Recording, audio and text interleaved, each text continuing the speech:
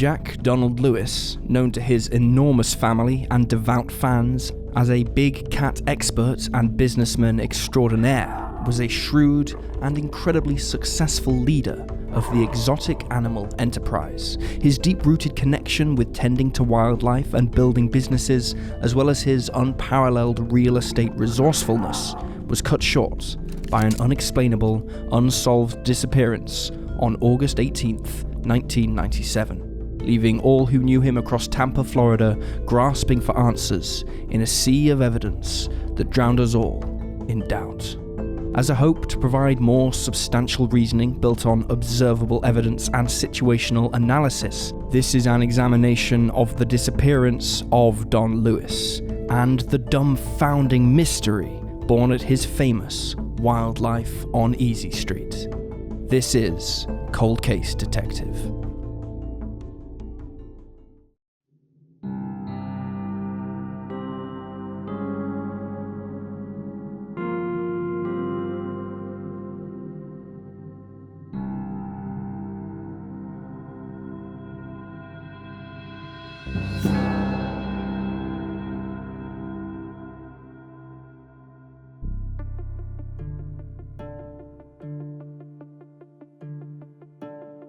Don Lewis was born as Jack Donald Lewis on April 30th, 1938 in Dade City, Florida. In Don's early years as a child, his father abandoned the family and left Don's mother to raise him and his two siblings. While Don's mother did her best to support her children through freelance gigs as a for-hire seamstress and bread baker, her income wasn't quite enough.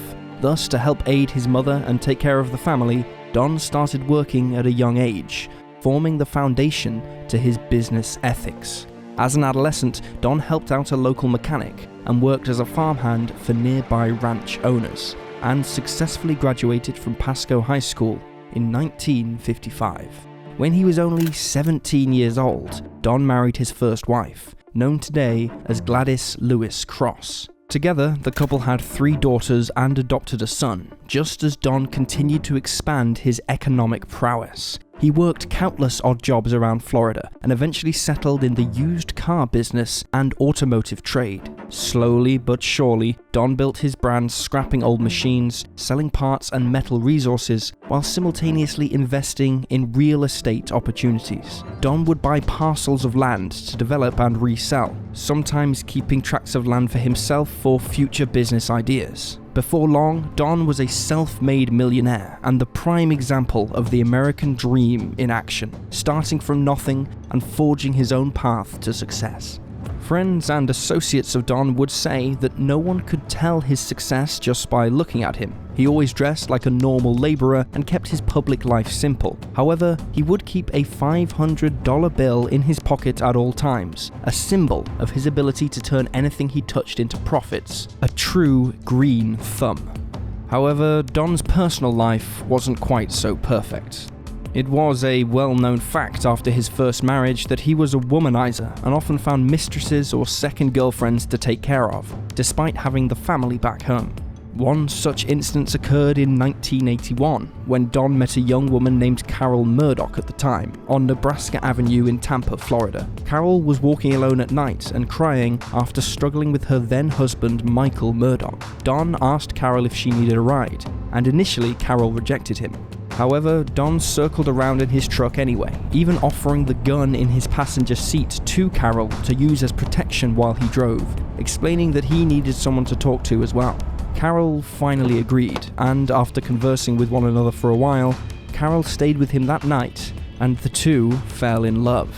Of course, this sent shockwaves through Don's family, and tensions arose between him and his then-wife Gladys. Nevertheless, Don continued his relationship with Carol, who joined his real estate business and helped increase his profits through major land sales. Not long afterwards, Don and Carol's relationship became too serious to ignore, and they divorced their respective spouses and married in 1991. With the excess money from Don's empire, he brought his new cat-loving wife a bobcat called Wind Song at an auction. The couple then began buying big cats from a breeder in Minnesota who was planning on slaughtering them for the fur trade. As was perhaps in his nature, Don viewed this as another chance to create a business, and in 1992 founded Wildlife on Easy Street with Carol, and what would later become Big Cat Rescue. Carol, however, thought the initiative should be a charity and not just for profit, but Don disagreed, and slowly tensions arose between the two.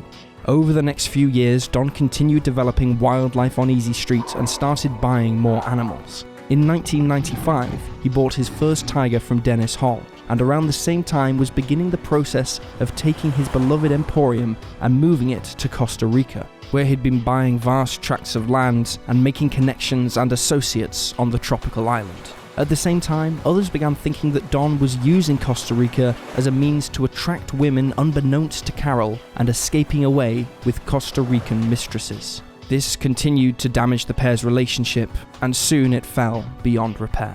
In early 1997, Don Lewis began preparing for divorce, gathering his assets together and planning for a future away from Carol. Carol claims that at this same time he began showing early signs of dementia, his short-term memory declining while digging through dumpsters and collecting junk for seemingly no good reason. Don's lawyer and business associates later said this wasn't proven, and they had never witnessed Don in a worsening state of mind. Regardless, Don's frantic behavior did include a growing fear of Carol, and in June of 1997, he filed a restraining order against her after she verbally threatened to kill him. According to Don, Carol was in possession of multiple guns, but the courts never granted him protection due to her freedoms of speech under the First Amendment, and they felt she posed no true physical harm to him. Don was a worried man, and soon his paranoia was proven correct when, at the end of that same summer, the threats, confusion, and anxiety gave way to a tragic mystery. Let us now review the timeline of events that led to the disappearance of Don Lewis. In June of 1997, Don Lewis begins exhibiting signs of paranoia, anxiety, and fear, centering around his then-wife, Carol Lewis, now known as Carol Baskin. He gives his executive assistant at the time, Anne McQueen, an envelope containing a restraining order against Carol to be submitted to the local courts. This document contains unnerving quotes by Don, such as, quote, "This is the second time Carol has gotten angry enough to threaten to kill me. Carol got in a big fuss. She ordered me out the house or she would kill me. She has a .45 revolver and she took my .357 and hid it." Later that June, the Florida courts denied protection from the restraining order, saying Carol is no immediate threat, and that the First Amendment, granting free speech, allows her to say such things without consequence. Throughout the summer, Don's erratic behavior continues. He tells his former wife Gladys and a couple of their children to stay away from Carol, that he's done with her and planning to divorce her. He speaks his final words to them, saying Carol is one of the worst people and quite dangerous. Not long after this encounter, Don repeats the same information about his probable divorce to business associate Wendell Williams. Don signals to Wendell that he is putting most of his possessions in a protective state that would allow him to keep most of what he owned and away from a settlement. Sometime in July of 1997, Don gets together with another friend, Mike McCarthy, and tells him that he feels his life is in danger. As July turns to August, Don informs his lawyer, Joseph Fritz, he's in search of another small passenger plane to add to his collection of planes. He finds one he likes, but the aircraft needs work to be able to fly for longer durations of time. At some point during the first 2.5 weeks of that same August, Don has a conversation with his longtime handyman of 15 years, Kenny Farr, while they build a new complex cage for the big cats. Don remarks that he has vague plans of some sort, plans he never fully explains to Kenny, but is intent on carrying out. At the end of their talk, Don says, quote, "If I can pull this off, it will have been the slickest thing I've ever done in my life." Before Kenny can ask for clarity, Don leaves to attend a phone call and never finishes his thoughts. It would be the last thing Don ever says to Kenny. On Friday, August 15th, Don's assistant Anne McQueen calls Don regarding paperwork for cars he's preparing to take down to Costa Rica. Despite multiple attempts to reach him by phone, Anne isn't able to make contact. Anne continues calling throughout that weekend, but she still has no luck.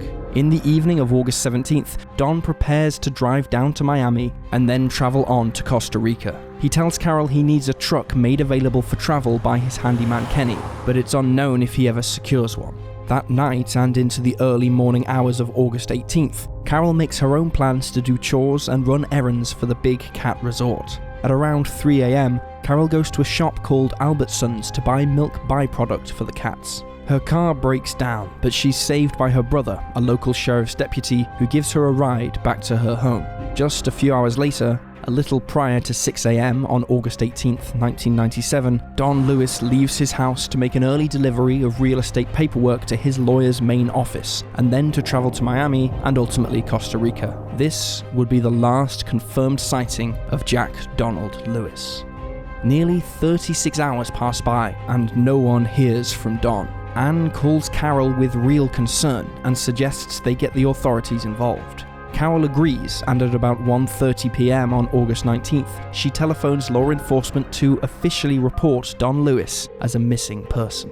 In the first 24 hours after the missing persons report is filed, police and a few volunteers comb Don's entire 40-acre property in Tampa, Florida, including the Wildlife on Easy Street Resort. Despite a thorough search, including aerial support, detectives find no clues or anything to suggest they should continue digging at Don's residence. On August 20th, the Hillsborough County Sheriff's Office discovers Don's personal van, a 1989 Dodge Ram, parked and abandoned at the Pilot Country Airport in Spring Hill, Florida, about 40 miles away from Don's last appearance at his animal sanctuary. Besides the keys to the van and a briefcase full of insignificant documents, nothing of note is found inside the vehicle, and the trail of clues is frozen once again.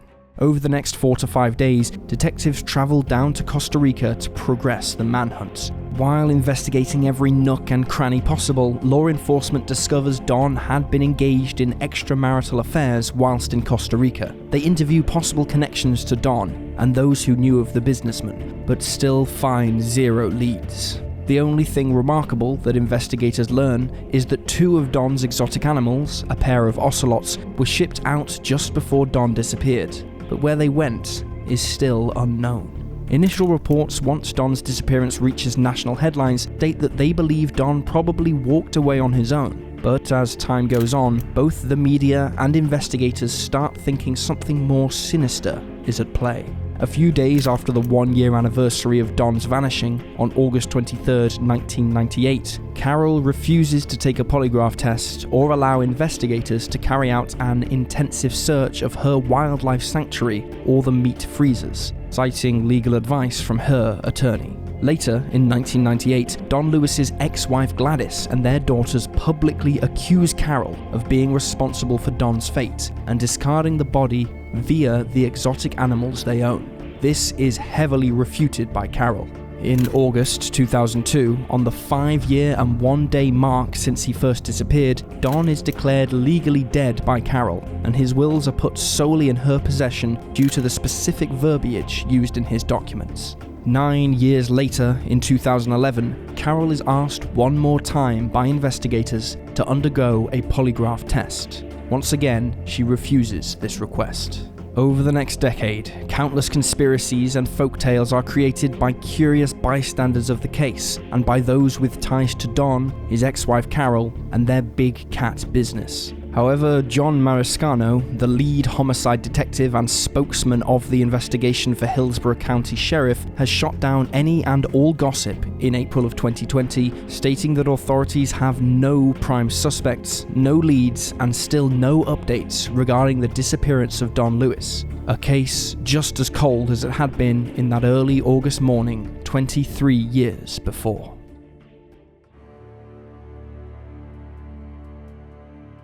Not a lot of physical evidence remains in the Don Lewis disappearance, and without a final phone call recording left over or CCTV footage capturing Don's penultimate movements, there's not much to run with. However, one discovery does provide us at least a hint of what happened to Don before he vanished, even if it does bring more confusion than clarity.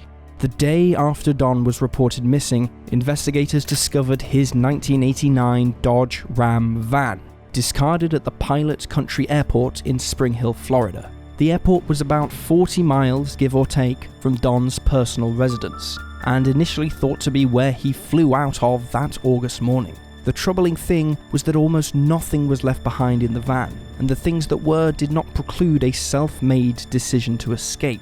Inside were the van's keys and Don's briefcase full of random papers. Unfortunately, the police did not impound the vehicle right away, leaving it abandoned in that parking lot, allowing for possible tampering and for critical physical evidence to be removed, if there was something hidden on the atomic level. When the police did analyze the forensics, they found nothing but normal traces of Don and a second pair of fingerprints belonging to an auto mechanic, Dale Lively. When law enforcement interviewed Dale, he gave proof of a perfectly innocent explanation, stating a few days before the disappearance, Don had swung by the shop and asked Dale to work on the van. During their interaction, Don also asked Dale to come with him to Costa Rica to help on his land, further indicating that Don was fully committed to a southward trip. Dale declined, and the van situation became just another dead end in a case full of questions without answers. Many people associated with the case believe the van is a sign that Don was kidnapped and not a sign that he left on his own accord. Detectives agree, thinking the van was planted at the airport either to simply get rid of it or to make investigators think it was Don's final stop. Regardless, the amount of time it took authorities to analyze the insides of the van for forensics creates a massive what if in the search for Don, and it is sadly the biggest clue they've received to date. One which may have been, regrettably, squandered. With the facts of the case understood, now let's turn to the dominant theories in the case of the disappearance of Don Lewis. Like so many cold cases around the world, the disappearance of Don Lewis has been the fodder for some truly outlandish claims and conspiracies, sparked by both family members and those with disdain for Don's former partners.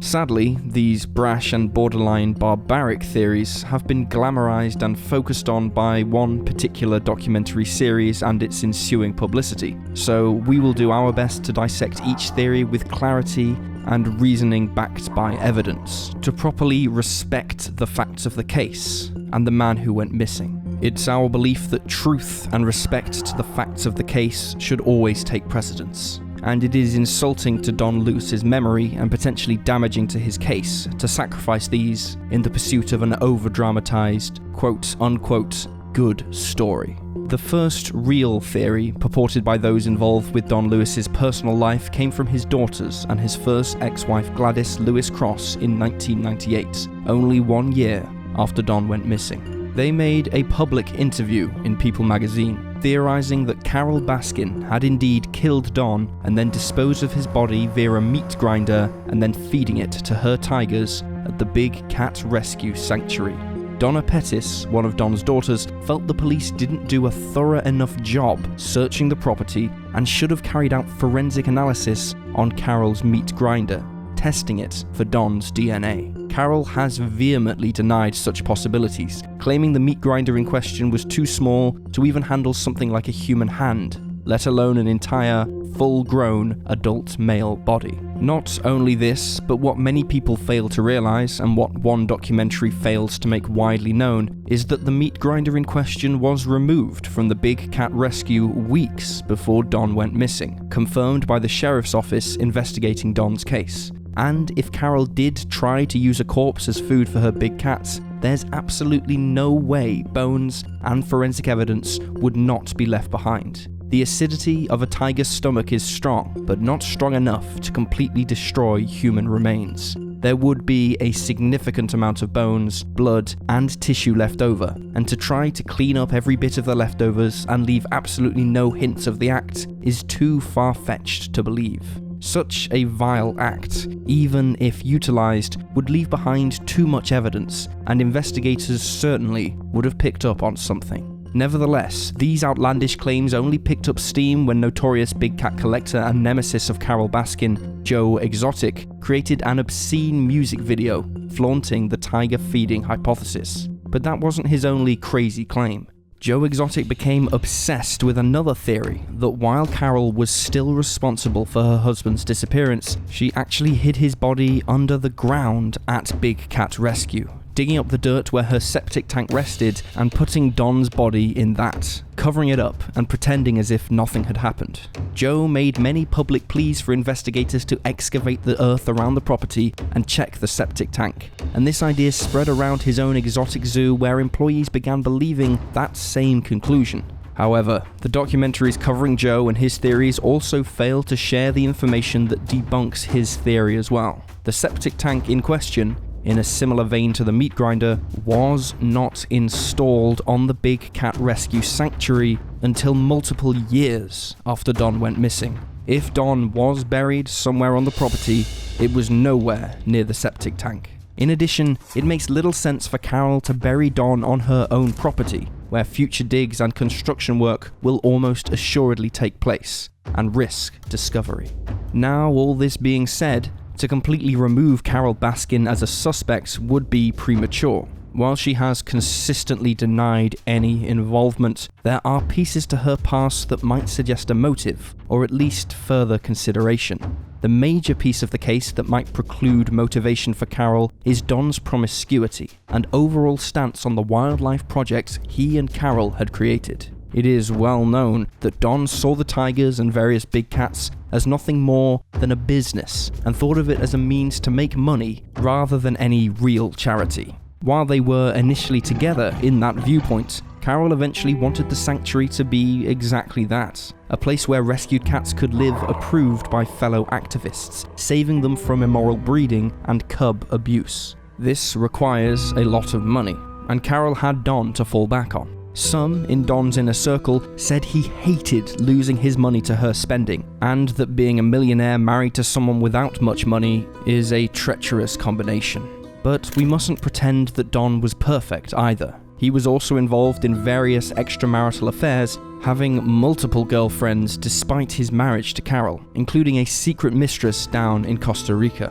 With a clashing philosophy and a dying marriage, Carol may have sought to end what was becoming a toxic situation. In fact, pages from her personal diaries exposed by various sources found entries written by Carol stating things such as, quote, "I wish there was some way out" of her relationship with Don, not to mention her verbal threats. Eventually, her wish was granted, and, most suspiciously of all, Carol Baskin did end up the biggest beneficiary of Don's vanishing. Not long after he went missing, Carol cut off all the utilities to Don's office, took out his wills and powers of attorney, and held onto them until the very first date she was allowed to declare him legally dead, the 5-year and 1-day anniversary of his disappearance. Even stranger was that when the powers of attorney were read, lawyers found that a special clause had been written granting Carol head of Don's estate, not after his death, but specifically after his disappearance. Multiple lawyers have said this is an irregular clause for such legal documents, as people rarely expect to disappear. Not only that, but Carol ended up inheriting 90% of Don's worth, leaving just 10% behind for Don's former family. Now, it should be stated that Don had instructed Carol to leave them with 0%, but she decided to help them regardless, citing their blood relationship to Don as meaningful. Does the strange disappearance clause in Don's will, combined with his infidelity and strict business-minded pursuits, make Carol the killer? No. But it does raise suspicion in her motivations, as millions of dollars were at stake to keep her dream of saving big cats alive. Some have pointed out that just because she had Don legally declared dead the first day possible doesn't mean she was the mastermind either. And they have a point. Wouldn't it be ridiculously obvious to carry out such a suspicious legal action? If Carol was indeed at fault, drawing attention to the matter wouldn't be her priority. It's also possible that she wasn't the killer, but rather had blood on her hands, arranging for someone else to handle Don. It is undoubtedly deeply suspicious. There are many people afraid of Carol, including Don himself, but fear, circumstantial evidence, and speculation unfortunately does not mean the party is guilty without physical evidence. Of course, Carol Baskin isn't the only one subject to theories of involvement. In fact, many people wonder if Don wasn't involved with anything malicious or any third party at all, but rather left on his own accord or died trying to do so.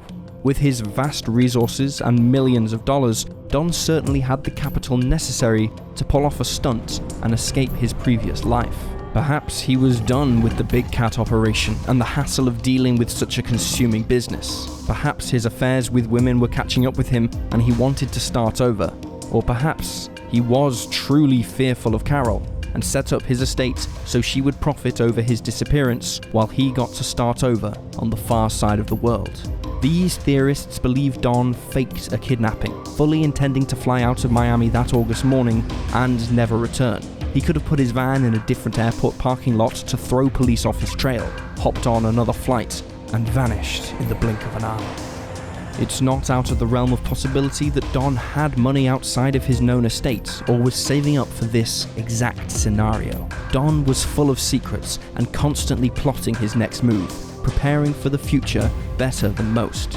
In fact, Don's personal handyman, Kenny Farr, told reporters he knew Don would bury money and gold bars around his various properties and was probably worth around $20 million, $15 million more than his lawyers thought. Remember that Kenny was the person Don told, quote, "If I can pull this off, it will be the slickest thing I've ever done in my life." Could it have been a great escape plan? Many think it to be possible, but not Kenny. He doesn't understand why Don would leave a van at an airport at all, even if it wasn't the right one.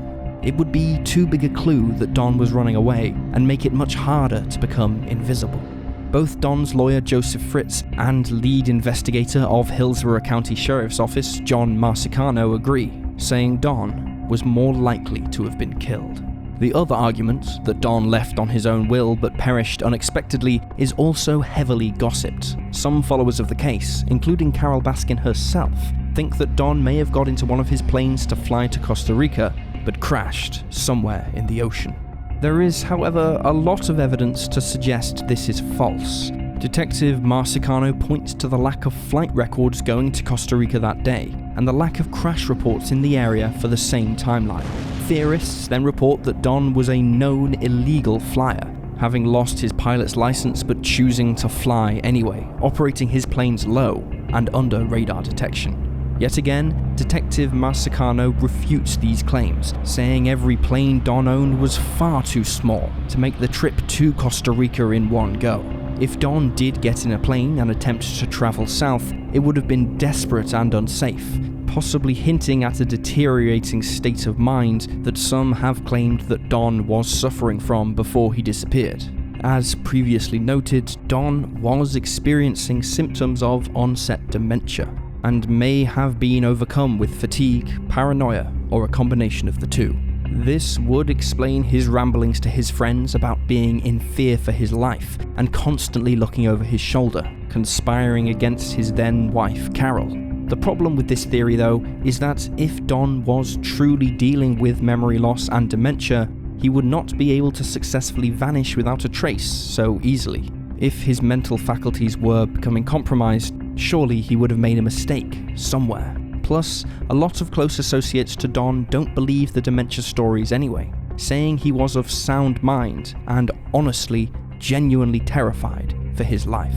So, if it doesn't appear that Carol killed Don, and it wasn't Don who left by choice, who was responsible for his disappearance? A few people think Joe Exotic was actually the one to blame, wondering if he may have taken Don out to spite Carol and derail the future of wildlife on Easy Street, claiming the validity in such a conspiracy, knowing John was guilty of other plots against Carol's life. However, it should be noted that Joe and Carol's bitter rivalry did not exist in 1997, and no such evidence supports this idea.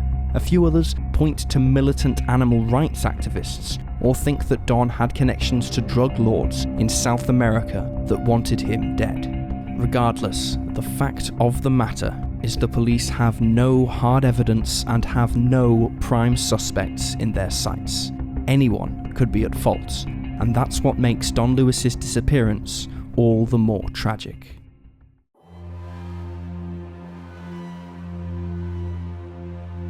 Before we divulge our hypothesis of Don Lewis's unsolved disappearance, we want to make it known that our conclusions presented in Cold Case Detective are purely logical speculation based on evidence circumstance, and factual subtext. We are only privy to the same information presented in each video, and we do not promise certainty or an expert guarantee on the findings we reach in closing.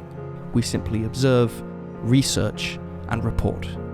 In the case of Don Lewis, we believe he was kidnapped, murdered, or a combination of the two. So many of the people involved with Don and his life, such as business associates, family members, his personal lawyer, and the lead investigators looking for him, believe the same to be true, that somebody or some bodies wanted Don dead, whether it be for vengeance, spite, or pure malice. The tricky part of the equation is who. Without a doubt, Don Lewis's killer was both close to him and had the resources to carry out a seamless homicide. The perpetrator had to be close to Don to know of his planned trips to Costa Rica and multiple projects down there, and be able to use that as a blind for investigators, tricking people into thinking he disappeared purposefully. Now, this doesn't necessarily trim down the list of suspects, because Don had a lot of friends and a lot of enemies, each of whom knew of his Costa Rica paradise. Yet, it does signal the killer was smart and knew how to arrange a multifaceted kidnapping. In addition to smarts, the killer had to have the money to hire someone to get rid of Don, or to do it themselves, without ever leaving so much as a hair follicle.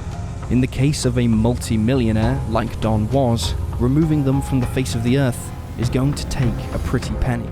So, how did they do it? A lot is left to be desired in the investigation in terms of clues and concrete timelines, but if the killer was an associate to Don, they probably had secretly arranged a meeting early that August 18th morning with him. He was already out to make a delivery and head to Miami for a flight, so the arrangement was probably just another stop. It was here they'd likely kidnapped him, drove his van to the airport as a fake-out, and disposed of him elsewhere. There's also the idea that Don could be meeting someone with his own planes, and when they took off, he was pushed out over the ocean by his murderer, a theory brought up by his lawyer. Whatever the method was, it ended with a clean getaway. Could it have been Carol Baskin? It is entirely possible. In addition to the theories mentioned previously, Carol's own family had a disdain for Don. And speaking of her family, she also had a brother as a deputy in the sheriff's office, who was one of the last people to be around Don right before he went missing. Plenty of people have come forward to quickly strike down theories of collusion in law enforcement or any involvement from Carol's brother, citing their weak relationship to begin with. Both Carol and Anne McQueen, the assistant who probably knew Don Lewis better than he knew himself, were intensely vetted by detectives, cleared of any wrongdoing, and never labelled as prime suspects.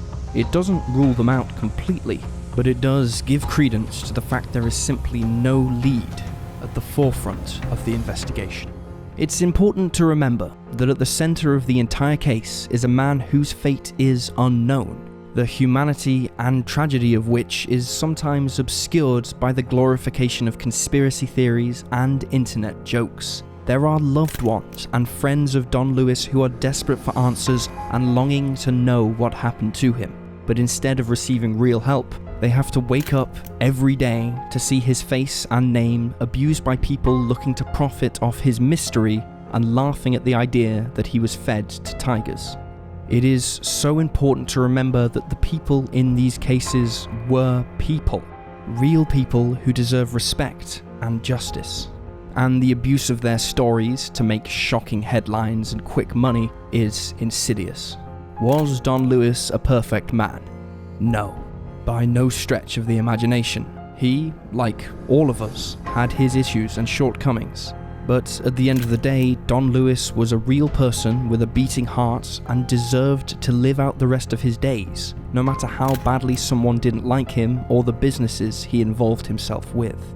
Because of the tone and reception of certain documentaries made since Don disappeared, it is hard to get people to focus on finding answers rather than supporting the nonsense. So it is up to all of us to work to progress above the overly dramatized conspiracy theories looking to shock viewers and readers to earn quick money, and humanize Jack Donald Lewis and respect his case. If you or anyone you know has any information that could aid investigators in their search for Jack Donald Lewis, please reach out to the proper authorities. No piece of information is too small or insignificant, for it could be the key to unlocking the chilling mystery of Don Lewis and his legacy left at Wildlife on Easy Street. This is Cold Case Detective.